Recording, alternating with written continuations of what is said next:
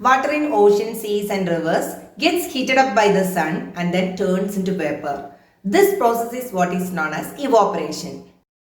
Plants absorb water from the soil and they use part of the water to prepare food by photosynthesis and release the excess water into the air, that is as water vapor, and this process is what is called as transpiration.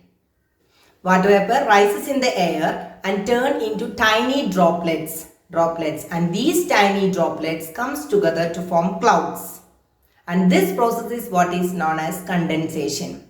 When the clouds become too heavy, the water droplets present in the clouds pour on earth as rain, hail, sleet and snow. And this process is what is known as precipitation. The water received by the earth as rain, hail, sleet and snow then goes into the oceans, rivers, seas and lakes. And so the cycle continues. And this is known as water cycle. And some of the water also seeps into the soil, and this process of seepage of water into the soil is called as infiltration. And the water available under the ground, it is known as groundwater. So, water cycle is a natural process of circulation of water from the land to the sky and back to the land again. Do you know that wet clothes dry quickly in summer than in winter? This is because of the dry and hot weather that helps in evaporation. So what is evaporation? The process of changing water into water vapor. Let us see how the surroundings affect this evaporation. Take 2 wide vessels and water, then pour equal amount of water in both the vessels.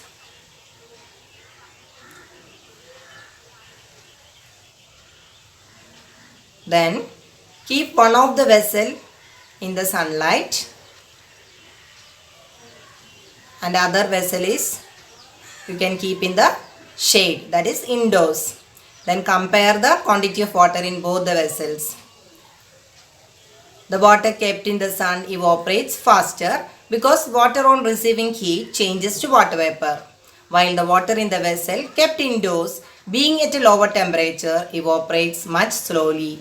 So we always put this wet clothes outside or in the sun to dry up quickly.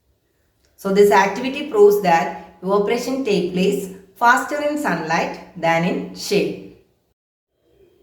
How are clouds formed? Let us perform an activity. Taken ice cubes, water and a clean dry glass. Put some ice and water into a clean dry glass and let the glass rest for some time. You will soon see a misty layer of water on the outer surface of the glass. Wait a little more and observe small droplets of water can be seen on the surface of the glass. Water droplets are formed when water vapor in the air cools and changes into water when it meets the cold surface of the glass. This process of changing the water from the gaseous state to liquid state is what is called as condensation.